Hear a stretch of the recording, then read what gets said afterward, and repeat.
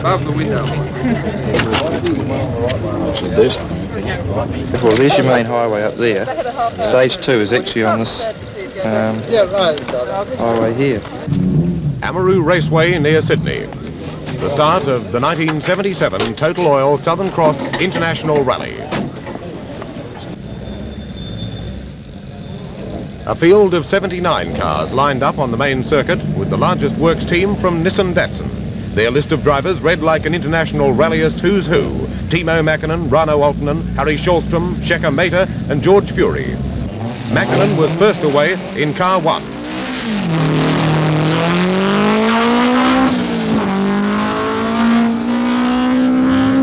Followed by top Swedish driver Stig Blomqvist in a Saab. One circuit of the main track and then into the dirt. Car 3, Rano Aaltonen, Datsun. His teammate Harry Schallstrom was to stay right behind Aaltonen all the way through the 3,000 kilometres. Looking almost sedate against the Datsuns and Saabs was the Volvo 244 GL of Harry Jensen, the biggest and heaviest car in the event that still outdistanced more than half the field. The first real taste of dust came just short of Newcastle, 160 kilometres north of Sydney. The Sugarloaf Range provided a steep and winding special stage that took the cars right along the mountain ridge.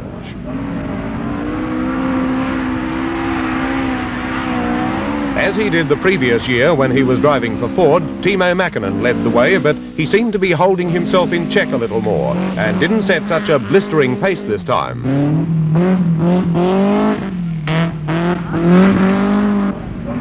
Stig Blomqvist was considered the man to watch. With some 100 European rally victories under his belt, he looked like giving Mäkinen and his Datsun teammates a real run for their money.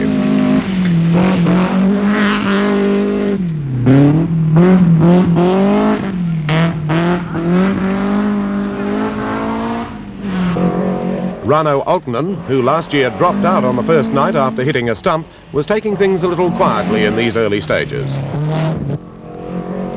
Harry Schallstrom from Sweden was next through, staying just out of the dust raised by his teammate.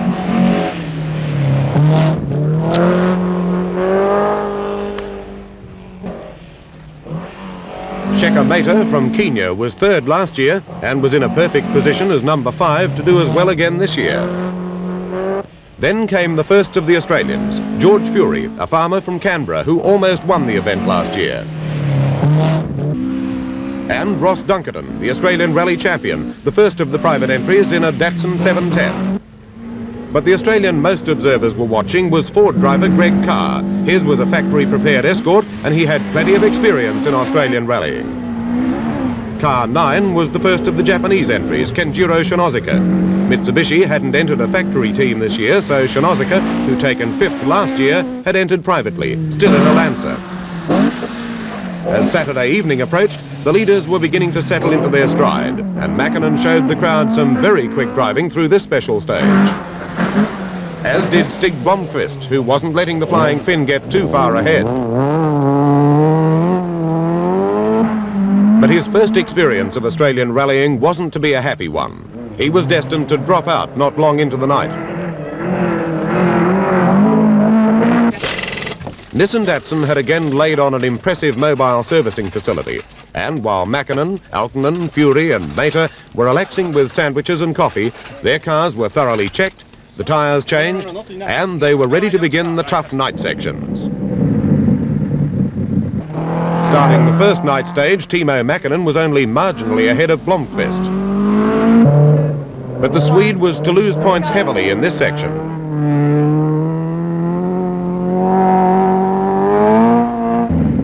Rano Aaltonen had lost little time at this stage and was still pressing the leaders. Towards the end of this first night section, Mäkinen was still flying out in front.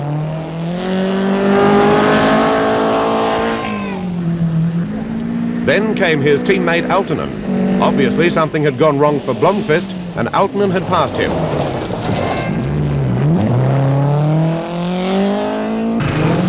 As had Harry Schallstrom.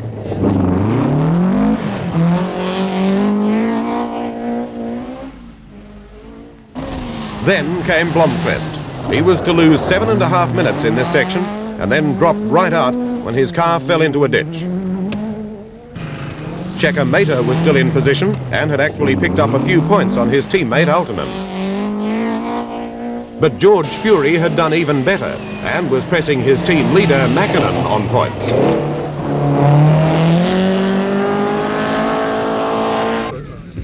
But as Timo Mäkinen led the way into the dusty second day, there was a startling change in the positions.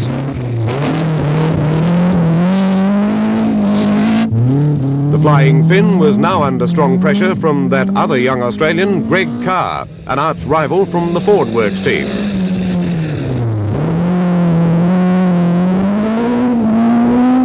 Carr had clean-sheeted 5 of the special stages in Division 1 and had virtually carved his way through the field. At this stage, he was just 2 minutes behind Mäkinen and was really pouring it on. He was trying hard for that dust-free leader's position.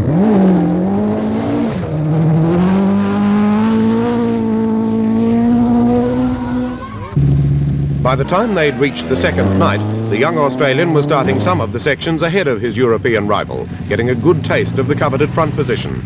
Then disaster befell Mäkinen as he found he couldn't start this section without his completed road card. Going in before time is going out. But it doesn't matter, you can be here for 10 minutes, but you cannot start before this time is out. Go back to the car. Go back to control. You don't want to go behind. We don't.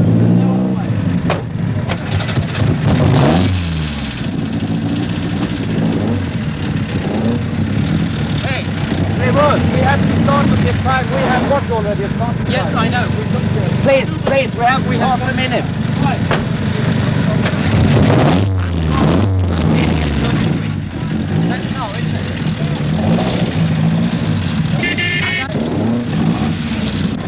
Going back to that previous control cost Mäkinen 4 minutes, and that was just the chance Greg Carr had been waiting for.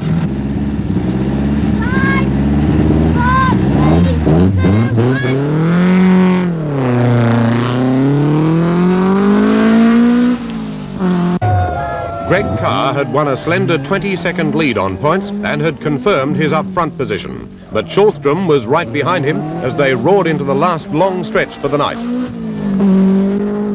Then came Rauno Aaltonen.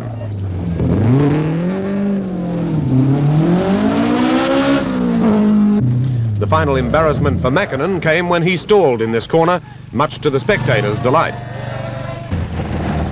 When the cars finally reached Port Macquarie and were locked up for the day, the European drivers had begun to wonder about this young Australian driver, Greg Carr.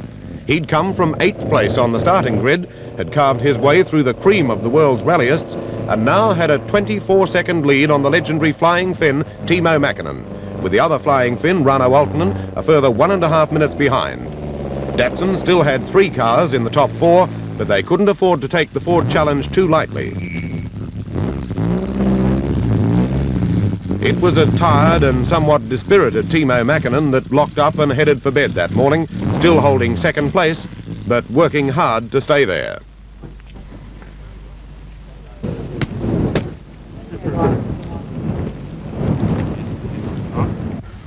The holiday resort of Port Macquarie takes on a whole new atmosphere for the week of the Total Oil Southern Cross International Rally.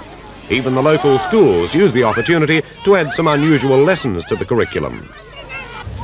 For 4 days, it's a rally town, with visitors from all over the world flocking in to watch the action in the forest west of the town.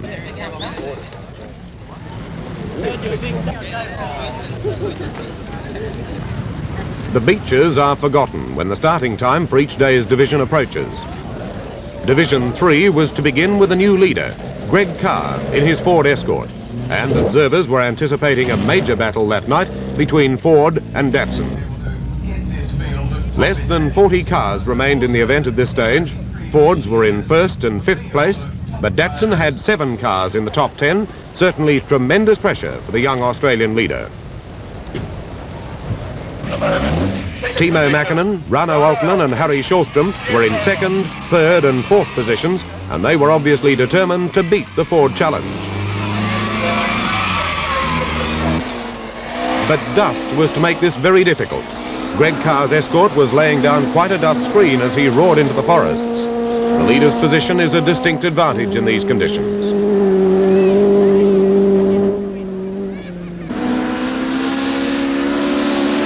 Mackinnon could close only slightly on the escort, as the dust close behind made it impossible to see the road, and the loose gravel wasn't making things too easy either.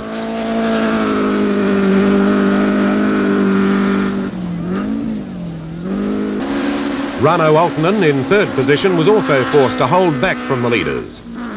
But he and teammate Harry Shawstrom were holding their positions, content to simply keep pressure on the young Ford driver out in front. The other Ford, with Australian racing driver Colin Bond at the wheel, was back in fifth place, and he could do little to support his teammate. Such was the pressure to hold their positions that the Datsuns weren't even stopping to change flat tyres during the competitive sections. Aaltonen drove 10 kilometres on a flat rear tyre to reach this control point.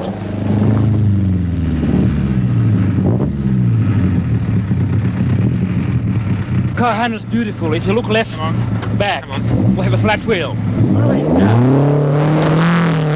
It certainly didn't do the wheel any good, but Aaltonen had lost only 9 seconds.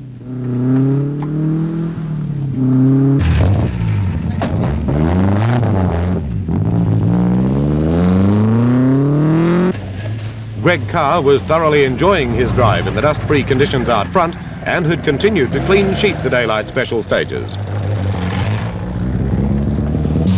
But there was no way that he could forget the determined Datsun presence right behind him.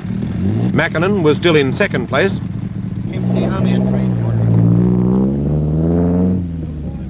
With Aaltonen only a minute and a half behind, despite the flat tyre.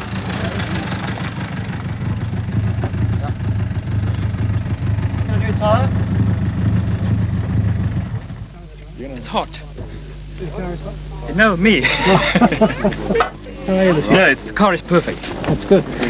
We had in the last section of this one a puncture left rear, but this time it went very well.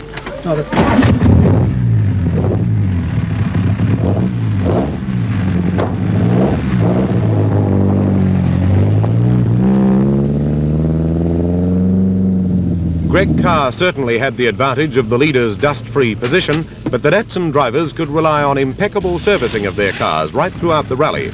And this attention to detail certainly paid off for Nissan Datsun. The Datsuns hardly faltered, and the drivers were loud in their praise for their cars, proving that a thorough servicing backup is essential for modern rallying.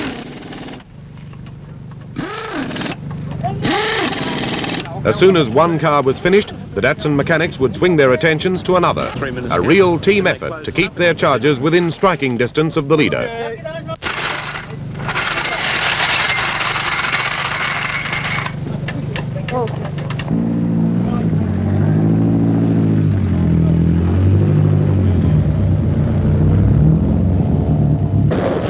But not long after that service break, there was a dramatic change of positions. Greg Carr came through as fast as ever, but next was Aaltonen in car 3. Mackinnon, in his haste to catch Carr, had rolled his Datsun onto its side, losing 10 minutes. But Datsun still had 2 cars pressing the leader. Shawstrom was now in third place. With the dust inches thick and no wind to move it, Carr was virtually blinding the opposition. In every special stage, Aaltonen was losing a few seconds as he battled through the murk. And struggling against his dust came teammate Harry Shawstrom. The other Ford escort of Colin Bond was now in fourth place, with Mackinnon behind him. The Ford versus Datsun battle was on in full earnest, with neither side giving an inch.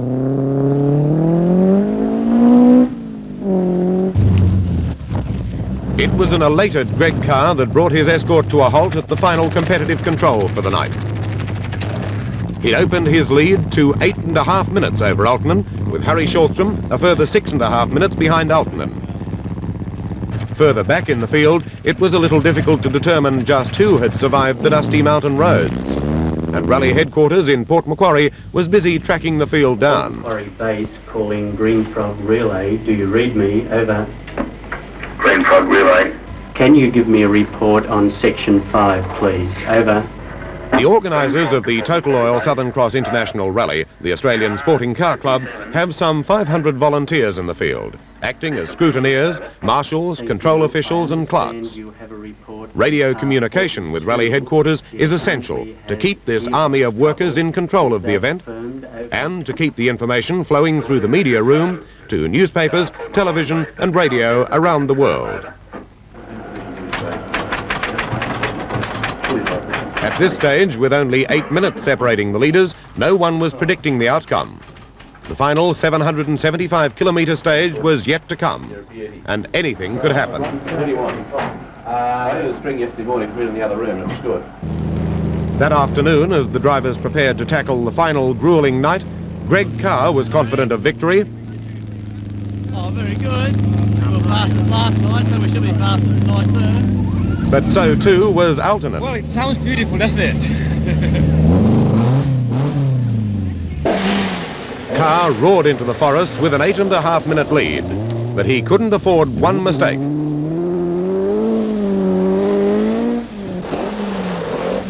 Aaltonen had his Datsun under perfect control and seemed to be content to bide his time waiting for an error. And showing equally dogged consistency came Harry Sjöström in third place.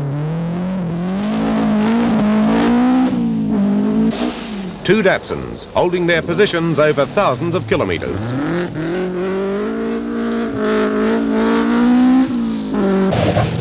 Colin Bond in the other escort was in fourth place, but he seemed to be lacking the adventure of the leaders.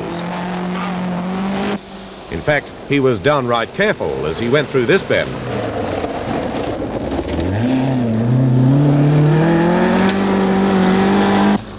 Then came the hapless Timo Mäkinen in fifth place, with little chance now of regaining the lead.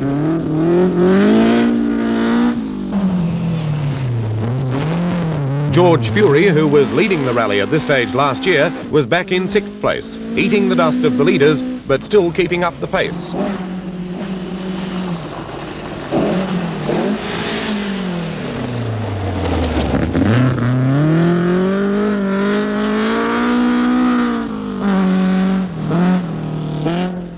In seventh place was the first of the privateers, Australian Bob Watson, in another Datsun, driving his best ever rally.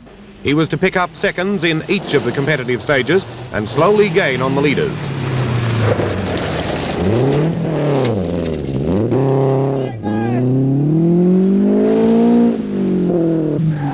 And Japanese privateer Kenjiro Shinozuka in eighth place, keeping his Lancer within striking distance despite the dust. He's now a veteran of these tough Australian rally conditions. Kenya's Shekhar Mehta, who'd been third in last year's rally, was well back this time in ninth place, but he was far from beaten.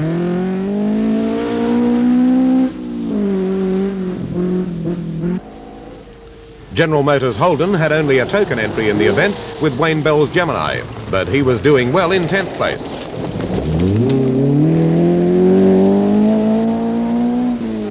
Then came the rest of the field.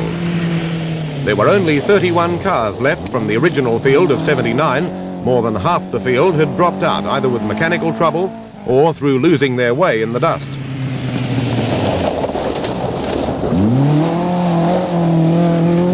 Dust was probably the biggest enemy this year, closely rivaled by flat tyres. In fact, the two were linked. It was so hard to see the road through the dust that many drivers staked their tyres as they careered through the bush on the edge of the road. Positions were constantly changing down in the middle of the field as each car suffered its share of flat tyres.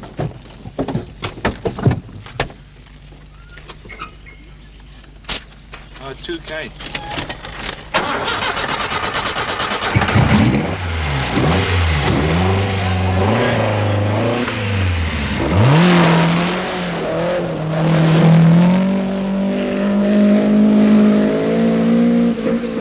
But soon there were to be some changes in the lead too. As darkness fell, Greg Carr found that his alternator wasn't capable of supplying his electrics. Ford didn't have a spare, so he was forced to carry a boot full of batteries wired in parallel to keep his lights working. Nearby, the immaculate Datsun servicing machine was in full swing, with every car being painstakingly checked. There must have been some envious glances from the Ford camp. It was from this point that the Datsun strategy really began to pay off.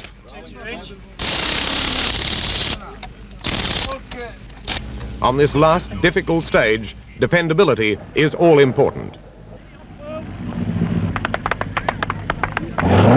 Greg Carr was still leading as they crossed the famous Gordonville Ford near Bellingen, but his lead was narrowing. This is a favourite spectator point, and thousands of people had gathered to watch the cars cross the Bellinger River.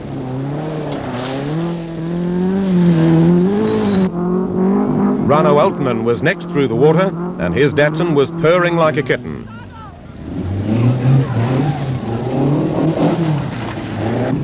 The large crowd had obviously been drawn by news of last year's crossing, when almost every car bogged down in the middle of the river. But this year, the crossing was shallow, and most cars gurgled through unhindered. Harry Schallstrom in car 4 was next through, still right behind his teammate Aaltonen. Mäkinen by this time had picked up a little time and started this section in 4th place.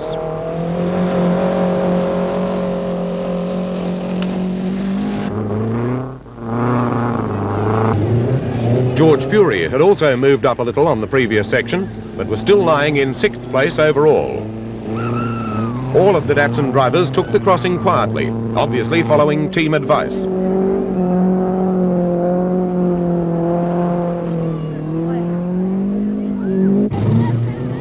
Bob Watson, the Australian private entry, was still quietly picking up time, and at this stage looked like finishing close to the leaders.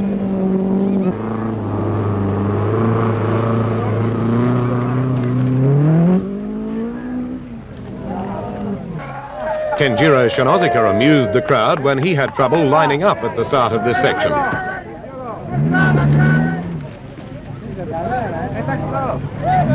Obviously unnerved by the experience, Shinozuka then raced into the Ford a little too quickly and was lucky to make the other side, with his wheels spinning hard in the loose river gravel.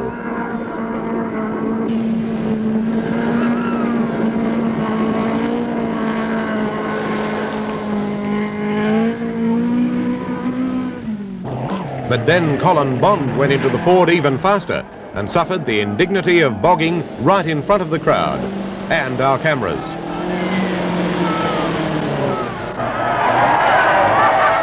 The navigator was forced to call for help from the crowd, and it wasn't slow in coming.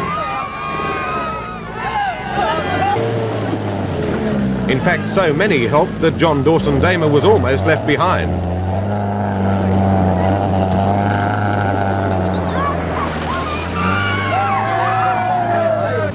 Then it was into the longest competitive section of them all, 240 kilometres of rough mountain and forest country, with only one emergency service point in the middle. This was to be the big test.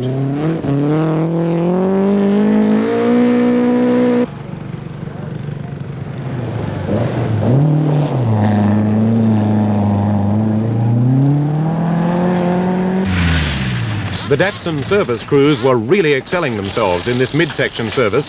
No extra time was allowed as the cars were still in competition. Aaltonen could sense victory at this stage. Greg Carr had been dropping back steadily as his electrical system drained the emergency batteries. Aaltonen now simply had to maintain his position, and the rally was his. As Aaltonen roared away, Harry Schallstrom arrived for service. One unofficial estimate put the Datsun time for changing 4 tyres, refuelling and thoroughly checking the car at 1 minute 34 seconds. As good, if not better, than racetrack times. Closing the door, Harry.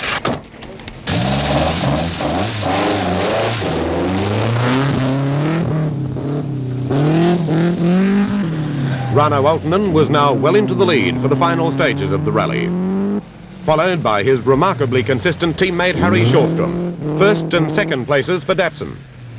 George Fury in car 6 was to drop right back late in the night after rolling his Datsun. Bob Watson, the Australian privateer, was making a race for 3rd place with his Japanese rival Kenjiro Shinozuka. The final daylight stages on Wednesday saw Rano Aaltonen celebrating his victory with a tremendous burst of speed through the forests. Bob Watson was to win his race with Kenjiro Shinozuka, a tremendous boost for the Australian.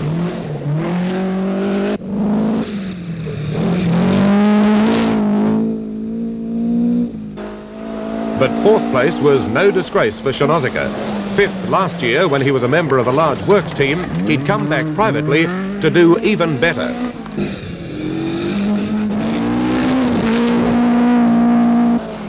And for the doggedly consistent Harry Shawstrom, second place, beaten home only by his teammate Rano Alkinen, the man he'd supported right through the 3,000 kilometres. First, second and third to Datsun.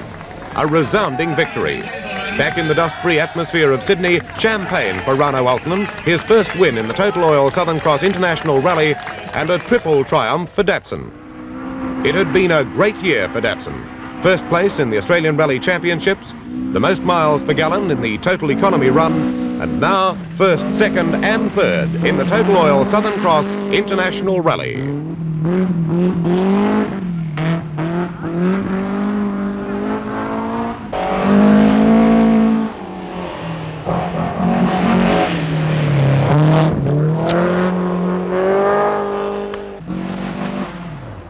Car handles beautiful. If you look left, back, we have a flat wheel.